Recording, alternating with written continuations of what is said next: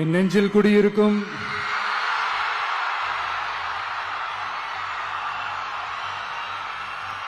கரூர் சொந்தங்கள், உங்கள் அனைவருக்கும் என்னுடைய வணக்கம்.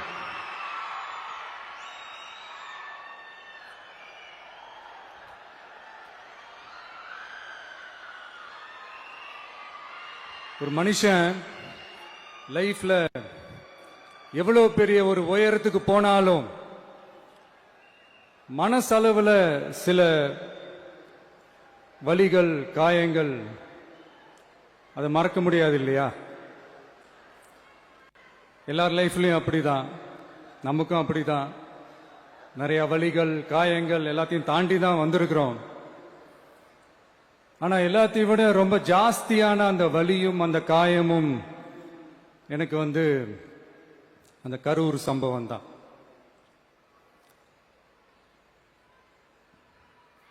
மக்களை சந்திக்கணும், மக்கள் பிரச்சனைகளை எடுத்து பேசணும். அதுக்காக தான் அந்த மக்கள் சந்திப்பு பயணத்தை தொடங்கி திருச்சி, அரியலூர், நாகப்பட்டினம், திருவாரூர், நாமக்கல், கரூர் அப்படின்னு சொல்லிட்டு போயிட்டு இருந்தோம். அரியலூர்ல அந்த மீட்டிங் முடிச்சுட்டு பெரம்பலூர் போறதுக்கு முன்னாடி அந்த பெரம்பலூர் போலீஸ் எங்களை அலர்ட் பண்ணாங்க. சரிங்க, கூட்டம் கொஞ்சம் ஜாஸ்தியா இருக்கு, லேட் ஆயிடுச்சு, வராதீங்க அப்படின்ட்டு. So we had no choice. Police சொன்னா நம்ம அதை ஒபே பண்ணி தானே ஆகணும். அதே நேரத்தில் பெரம்பலூர் மக்களோட அந்த சேஃப்டியும் மைண்ட்ல எடுத்துக்கிட்டு ஒரு மன வலியோடவே திரும்ப போயிட்டோம். அதுக்கப்புறம் பெரம்பலூர் தொகுதி மக்களுக்கு மன்னிப்பும் கேட்டோம். அதே மாதிரி நாமக்கல் அந்த மீட்டிங் முடிச்சுட்டு கரூர் வரும்போது அந்த கரூர் போலீஸ் எங்களை அலர்ட் பண்ணிருக்கலாம்ல.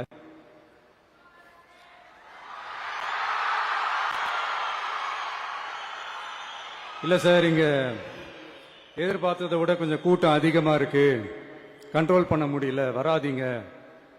அண்ட் போலீஸ் நினைச்சா அவங்க அந்த மீட்டிங்கே கேன்சல் பண்ணலாம். ஏதோ தப்பா இருக்கு, ஏதோ தப்பா தோணுது அப்படின்னு நினைச்சிட்டாலே they have all the rights to cancel the meeting. எங்ககிட்ட கேட்கணும்லாம் ஒன்றும் அவசியமே கிடையாது. ஆனா அதையெல்லாம் எதுவுமே செய்யாம அந்த ஹைவேல இருந்து அந்த ஸ்பாட்டுக்கு போலீஸே எங்களை உள்ள கூட்டிட்டு வந்து விட்டு அந்த நாடகம்லாம் இருக்கு பாருங்க.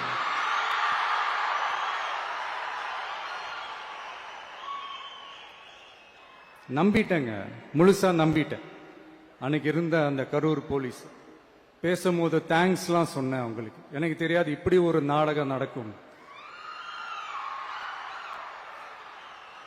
இதுக்கெல்லாம் யார் காரணம்? இதெல்லாம் யார் சொல்லி செஞ்சது? இப்படி பண்ணுங்க, அப்படி பண்ணுங்க, சப்போஸ் அப்படி நடந்தா இப்படி பண்ணுங்க, சப்போஸ் இப்படி நடந்தா இந்த மாதிரி இன்ஸ்ட்ரக்ஷன்ஸ் எல்லாம் கொடுத்து அந்த பிரஷர் போடுறது யாரு?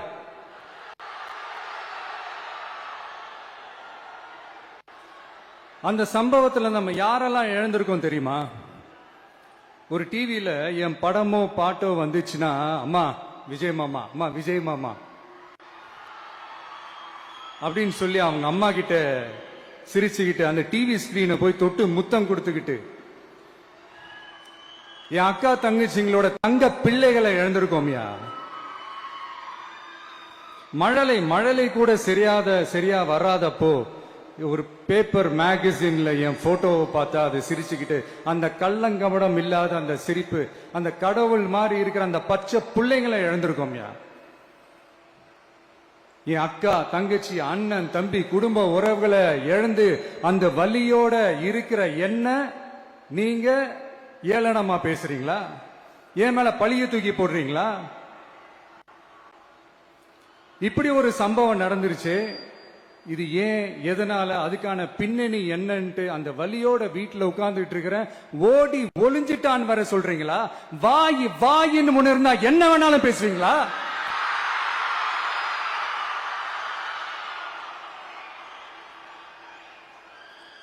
மக்களை நான் உங்களையே கேட்கிறேன். அன்னைக்கு அத்தனை கிரௌட் இருந்துச்சு, அந்த கிரௌடுக்கு தகுந்த மாதிரி போலீஸ் பாதுகாப்பு கொடுத்தாங்களா?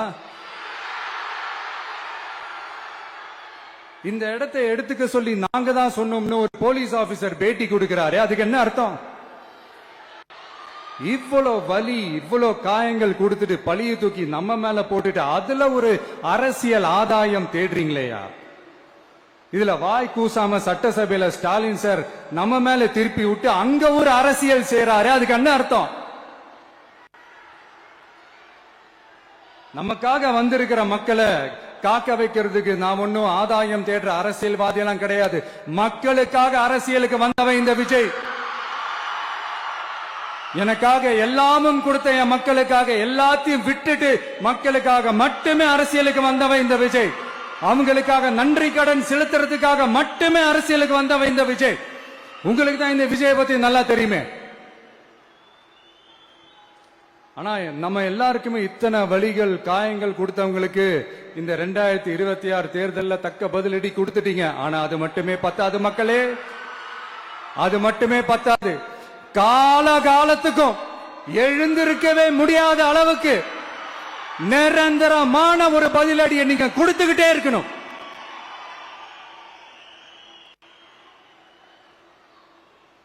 இப்படி எல்லாம் பண்ணா நான் மக்களை விட்டு ஓடிடுவேன் நினைப்பா? யார் என்ன ஓடினாலும் நான் மக்களை விட்டு எல்லாம் ஓட மாட்டேன். அன்னைக்கும் சொன்னேன், இன்னைக்கும் சொல்றேன், நாளைக்கும் சொல்றேன், தில்லா சொல்லுவேன், கெத்தா சொல்லுவேன். பணமா ஜனமா அப்படின்னு கேட்டா என் ஜனம் தான் எனக்கு முக்கியம்.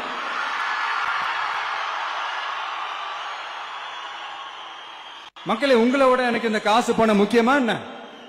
இவ்வளவு குறைகள் நம்ம மேல சொல்றாங்களே, இப்ப நான் சொன்ன மாதிரி அவங்களால ஓபனா சொல்ல முடியுமா? அந்த தில்லு இருக்கா, திராணி இருக்கா? ஒரு கிடையாது. ஆனா நம்ம மக்கள் அமைச்சு கொடுத்த நம்ம அரச குறைகள் மட்டும் டிசைனா மாடல் மாடலா குறைகள் மட்டும் சொல்லுவாங்க. ஒவ்வொரு டிபார்ட்மெண்ட்லயும் அந்த பார்ட்டி ஃபண்ட், அந்த கட்சி நிதின்ற பேர்ல அடிக்கிற கொள்ளையெல்லாம் இந்த தீய சக்தியா இருக்கட்டும், தீந்து போன சக்தியா இருக்கட்டும், ரெண்டு பேரும் மாறி மாறி இதே தான் செஞ்சிட்டு இருக்கிறாங்க. இதுல ஒரு ஹைலைட் காமெடி என்னன்னா, சட்டசபையில பேசும்போது பார்ட்டி ஃபண்டுன்னு தான் சொன்னேன். அது எந்த பார்ட்டி, என்ன ஃபண்டு, யாரு, என்ன பேரு எதுவுமே சொல்ல. பார்ட்டி ஃபண்டுன்னு சொன்னவனை எடுத்தாங்க பாருங்க ஒரு ஓட்டம். எனக்கே ஃபர்ஸ்ட் புரியல, ஏன்பா ஓடுறாங்க? அப்படி என்ன நம்ம சொல்லிவிட்டோம்? அதான் அந்த குற்றம் உள்ள நெஞ்சுக்கு தான் குறுகுறேங்கும். இது எப்படி இருக்கு தெரியுமா? எங்க அப்பா பீரோக்குள்ள இல்ல, எங்க அப்பா பீரோக்குள்ள இல்ல அப்படின்னு சொல்ற மாதிரி. ஐயோ, ஏன் கேக்குறீங்க? இவங்களோட செம்ம கூத்தா இருக்குங்க, செம்ம ஃபன்னா இருக்கு. சென்னையில ஒரு பாலம் கட்டுறதுக்காக நார்மலா ஆகிற செலவை விட அதிக செலவுல, கிட்டத்தட்ட டபுள் மடங்கு செலவுல ஒரு டெண்டர் ஒன்னு விட்டுருக்கிறாங்க. அதையெல்லாம் தோண்டி எடுத்து அதெல்லாம் இப்போ கண்டுபிடிச்சு கேன்சல் பண்ணியிருக்கிறோம்.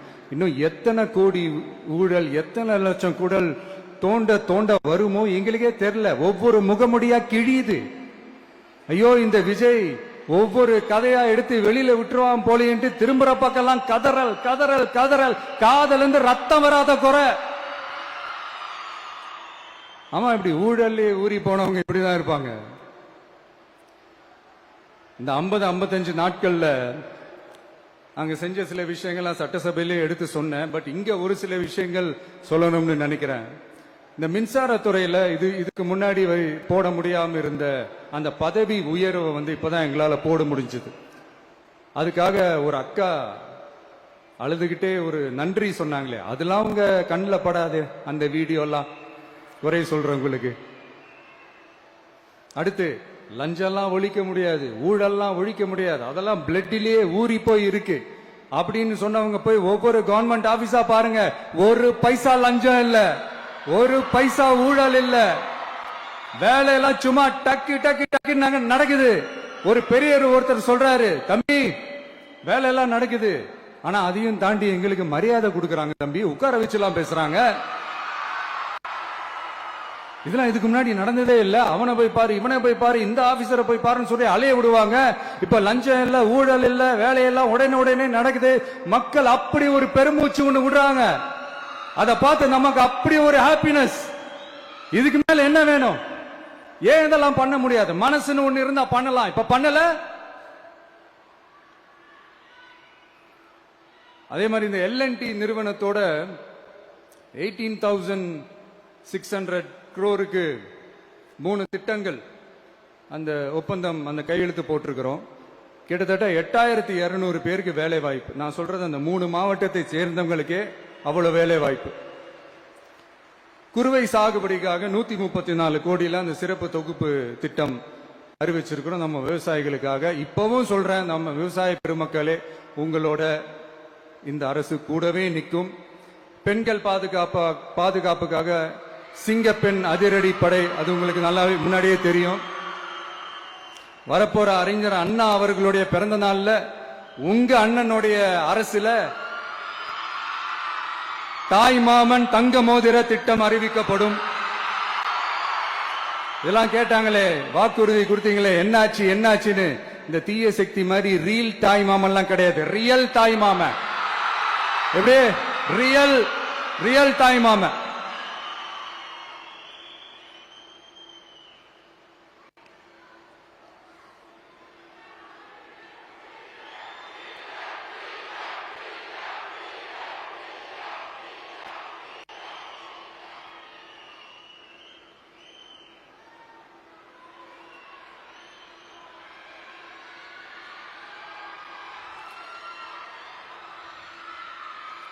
இந்த தீய சக்தியை பத்தி, அவங்க நிர்வாகத்தை பத்தி ஒரு வெள்ளை அறிக்கை ஒன்று வெளியிட்டோம்ல, அது ஷார்ட் அண்ட் ஸ்வீட்டா சொல்லணும்னா, ஒரு ஓட்ட பாத்திரத்துக்குள்ள தண்ணி ஊத்திக்கிட்டே இருந்திருக்கிறாங்க. பாத்திரம் எம்டியாவே இருந்திருக்கு, ஆனா ஊத்துன தண்ணி தான் எங்க போச்சுன்னு தெரியல. கடவுளுக்கு தான் வெளிச்சம். அது மாதிரி இப்ப நம்ம சொன்னதெல்லாம் சும்மா ஒரு சாம்பிள் தான். இன்னும் வரப்போற நாட்கள்ல உங்க அரசனுடைய அந்த விஸ்வரூபத்தை நீங்க பாப்பீங்க. அடுத்து வாயத் தொடங்க சிஎம். அடாடா, உங்க சிஎம் நெஞ்சிலேயே குத்திட்டு வந்தீங்க பாருங்க, அதெல்லாம் வேற லெவல். பேசுங்க பேசுங்கன்றீங்க, பேசுனா எந்திரிச்சு ஓடிடுறீங்க. இனிமே பேச ஆரம்பிக்கிறதுக்கு முன்னாடி என்ன பண்ணணும் அப்படின்னா, ஒரு நண்பர் ஒருத்தர் சொன்னார், மாண்புமிகு பேரவைத் தலைவர் அவர்களே எல்லா டோரையும் இழுத்து லாக் பண்ணுங்க அப்படின்னு சொல்லிட்டு தான் பேச்ச ஆரம்பிக்கணும் போல் இருக்கு. ஏன்னா பேசிட்டு இருக்கும் போது எந்திரிச்சு ஓடிடுறாங்க. 5 நிமிஷம் பேசினதுக்கே குளத்தூர்ல கொத்து பரோட்டா போட்டாங்க. இதுக்கு மேல பேசினா மொத்தமா முடிஞ்சிடும், பாத்துக்கங்க. நாம அரசியல் பேசினா விஜயெல்லாம் அரசியல் பேசலாமா அப்படிங்கிறது. சரிப்பா, நமக்கு எதுக்கு வம்பு, நம்ம பாட்டுக்கு நம்ம வேலையை பார்ப்போம், எதுக்கு அவங்கள பத்தி பேசிக்கிட்டு அப்படின்னு இருந்தா விஜய்க்கு அரசியலே பேச தெரியல அப்படிங்கிறது. இப்படியே மாறி மாறி மேகதாது அணையை பத்தி என்ன தெரியும், விஜய் அதை பத்தி பேசல. இப்படி நம்ம அரசியலுக்கு வந்ததுல இருந்தே ஒரு கூட்டம் குறை மேல குறையா சொல்லிக்கிட்டு, பாட்டுக்கு பாட்டு கச்சேரி எங்களுக்கும் பண்ண தெரியும், பண்ணலாமா? இந்த மேகதாது அணை சம்பந்தமான அந்த வழக்குல தமிழ்நாட்டோட பெட்டிஷனை சுப்ரீம் கோர்ட் எப்போ ரிஜெக்ட் பண்ணுச்சு? அப்ப யார் ஆட்சியில் இருந்தா? ஏன் ஒழுங்கா வாதாடல? நீங்க ஒழுங்கா வாதாடி இருந்தீங்கன்னா அதை ரிஜெக்ட் பண்ணிருக்க மாட்டாங்கல்ல. ஏன் ஸ்டாலின் சார் வேணும்னே விட்டுட்டாரா? ஏன் இப்படிலாம் கேள்வி கேட்கலாமா? இப்படிலாம் கேள்வி கேட்டாதான் மேகதாது அணையை பத்தி பேசினதா அர்த்தமா? ஏன் அந்த ஸ்டேட் சிஎம் பேசுறாரு, நீங்க ஏன் பேசல? அப்படின்னா நம்ம ஸ்டேட்டோட உரிமையை எங்க நிலைநிறுத்தணுமோ அதுக்காக வேலை பார்க்கறது மட்டும்தான் முக்கியம். சும்மா சவால் விட்டுக்கிட்டு சீண்டி பார், நான் யார் தெரியுமா, தொட்டு பார், இப்படிலாம் பேசிக்கிட்டு இருந்தா வேலைக்கு ஆகாது. சும்மா பேசி பேசி பிரச்சனையை வளர்த்துக்கிட்டு யார் மேலே அது பழிய தூக்கி போட்டுட்டு அப்புறம் மக்களை அம்போன்னு தெருவில் விட்டுட்டு இப்படிதான் ஒரு அரசியல் பண்ணணும்னா அந்த அரசியல் நமக்கு தேவையும் இல்லை, அதை நம்ம செய்யவும் போறதில்லை. Talk less work more mode தான், அதுதான் நம்ம பாலிசியே. அதனாலதான் சட்டசபையில அந்த அரசினர் தீர்மானம்னு சொல்லி ஒன்று கொண்டு வந்தோம்.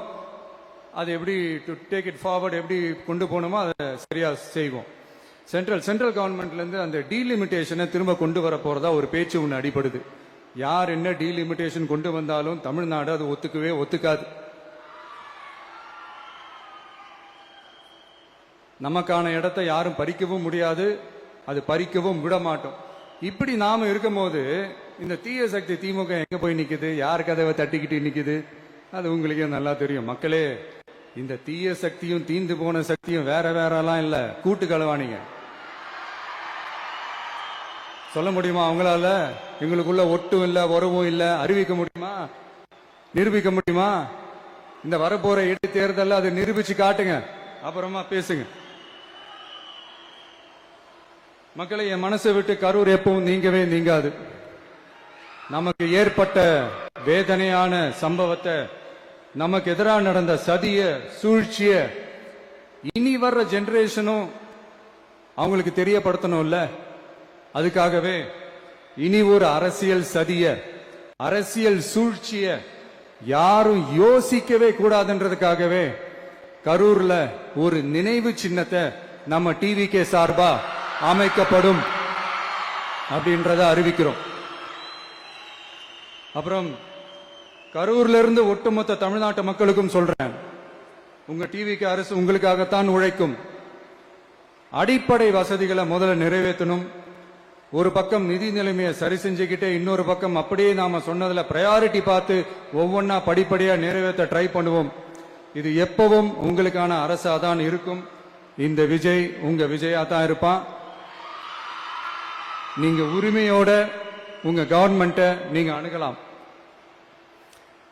இந்த தீய சக்தி ஆட்சி முடிஞ்சு பொட்டிக்குள்ள போனதுல இருந்து என்னென்னமோ பண்றாங்க, ஏதோ பேசுறாங்க, சோஃபாங்கிறாங்க, வாஷிங் மெஷினுங்கிறாங்க. இந்த அரசியல் வியாபாரம் பண்றதுக்கான அந்த வெண்டிங் மெஷினே அவங்க தான். யாரு? இந்த திமுக. இதுல நம்மளை பார்த்து வாஷிங் மெஷினுங்கிறாங்க. எலெக்ஷன்ல ஓட்டுக்கு காசு கொடுக்கிற அந்த கலாச்சாரத்தை, அந்த கல்ச்சரை அடிச்சு நொறுக்கி இருக்கிறோம். எலெக்ஷன்லயே அப்படி வேலை பார்த்த நாம, நமக்கு எதுக்கு இந்த குதிரை, கழுத, ஒட்டக பேரம் எல்லாம்? மக்களின் பக்கம் அப்படி இருக்கும்போது நமக்கு எதுக்கு இந்த பேரம் எல்லாம்? இந்த திருட்டு திமுக ஆட்சியை வச்சுக்கிட்டு ஊரடிச்சு ஒலையில போட்டு இந்த கொள்ளையை அடிச்சதுனாலதான் உங்க கரூர் கம்பெனி ஓனர் ஒருத்தர் எங்க எங்க இருக்காருன்னே தெரியாம ஓடு ஓடு ஓடு ஓடு ஓடு ஓடு ஓடு ஓடு வராம் பாரு வேட்டக்காரன் ஓடினே இருக்கிறாரு. இன்னொருத்தர் ஃபாரின்ல போய் ஒளிஞ்சுக்கிட்டாரு. ஃபாரின் ஸ்டாலின் சார் நினைச்சிட போறீங்க, அவர் இல்ல. எனக்கு எப்பவுமே ஸ்டாலின் சார் மேல ஒரு தனி பாசம் ஒண்ணு உண்டு. அவர் கிடையாது, இவர் வேற. சிங்கப்பூருக்கு செக்கப்புக்கு போனார்ல அவரு. இன்னும் தோண்ட தோண்ட எத்தனை பேர் மாட்ட போறாங்களோ தெரியல. உங்ககிட்ட யாராவது லஞ்சம் ஏதாவது கேட்டாங்கன்னா கொடுக்க முடியாது சொல்லுங்க, நான் இருக்கேன் உங்களோட.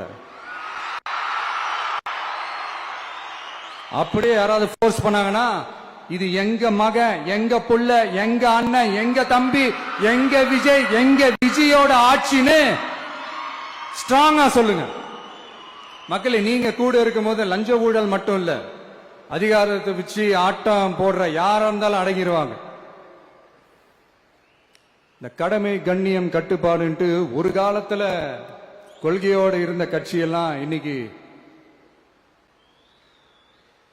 எப்படி இருக்கான்னு உங்களுக்கே தெரியும். அதாவது இந்த டிவிகே கட்சியோட தலைவரை எதிர்க்கிறதுல ஒரு நியாயம் இருக்கு. ஏன்னா உங்க பொழப்புல மண்ணள்ளி போட்டான். என்ன, இந்த ஊழல் லஞ்செல்லாம் பண்ண மாட்டேன்னு சொல்லி உங்க அரசியலே ஒரு தெருமுனைக்கு கொண்டாந்து விட்டான். மக்கள் வேற அவனை தான் நம்புறாங்க. சோ இந்த விஜயை எதிர்க்கிறதுல ஒரு அரசியல் நியாயம் இருக்குது, அது புரிஞ்சுக்கலாம். ஆனா இன்னைக்கு இந்த விஜய மக்கள் ஓட்டு போட்டு ஜெயிக்க வச்சு ஒரு தீர்ப்பை கொடுத்து மக்களுக்காக வேலை செய்யறதுக்காக முதலமைச்சரா உட்கார வச்சிருக்கிறாங்க. என்னமோ இன்னமும் நீங்க தான் ஆட்சியில் இருக்கிற மாதிரி. விஜய் கரூருக்கெல்லாம் போக கூடாது, விஜய் இங்க போக கூடாது, அது செய்யக்கூடாது, இது செய்யக்கூடாதுன்னு எனக்கு புரியலையே. ஆட்சியில் இருக்கும் போது தான் இவ்வளவு கட்டுப்பாடெல்லாம் போட்டீங்க, எஸ்ஓபிஸ் எல்லாம் போட்டீங்க, ஸ்டாலின் சார் ஆபரேட்டிங் ப்ரொசீஜர் எல்லாம் போட்டீங்க. இப்பவும் அதே பண்ணிட்டு இருந்தீங்கன்னா என்ன சார் நியாயம்? இல்ல, நான் தெரியாம தான் கேட்கிறேன். இன்னும் கனவுலயே இருக்கிறீங்களா? முதல்ல முழிச்சு வாங்க, ரியாலிட்டிக்கு வாங்க. உங்க ஆட்சி எல்லாம் வீட்டுக்கு போய் டிவிக்கேன்னு ஒரு ஆட்சி வந்து ரொம்ப நாள் ஆச்சு. ஒழுங்கா படி, ஒழுங்கா படி என்று சுப்ரீம் கோர்ட் ஓங்கி மண்டேலியே நறுக்கு நறுக்கு நறுக்கு என்று செம்மட்டியாலே அடிச்சும் இந்த திமுக முழிச்சுக்கல அப்படின்னா அப்ப கொஞ்சம் கஷ்டம்தான். வெற்றி தோல்வி எல்லாம் அரசியல் சகஜம் சார். அதுக்காகலாம் வெறி பிடிச்சி இந்த பதவி வெறி பிடிச்செல்லாம் அலைய தேவையில்லை. நல்ல விதமாவே சொல்றேன், நியாயமான அரசியல் பண்ணுங்க. ஓ, அதுதான் உங்களுக்கு தெரியாதுல்ல.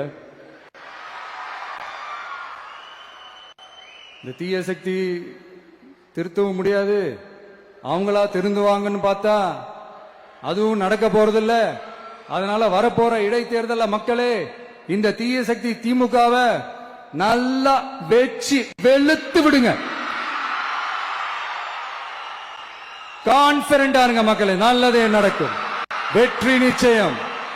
மீண்டும் சந்திக்கும் வரை நன்றி, வணக்கம்.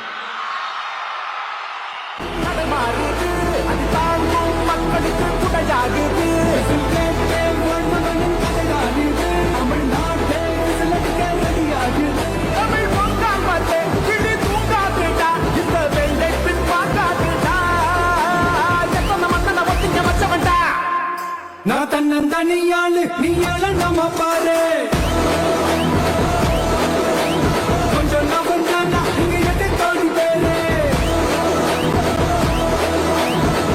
போலீஸ் கேட்டு எங்க விசில் சத்தம் கேட்டு நல்லா வந்தா பாட நீ விசில் கடி ஓட்டு.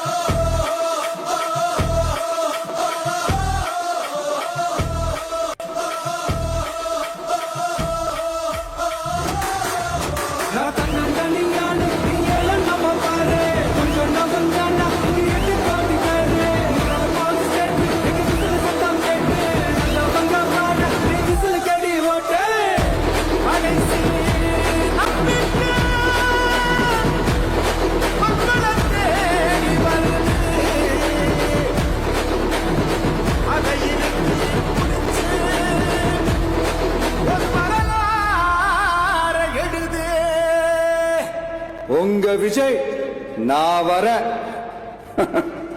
விசில் அடிக்க ரெடியா?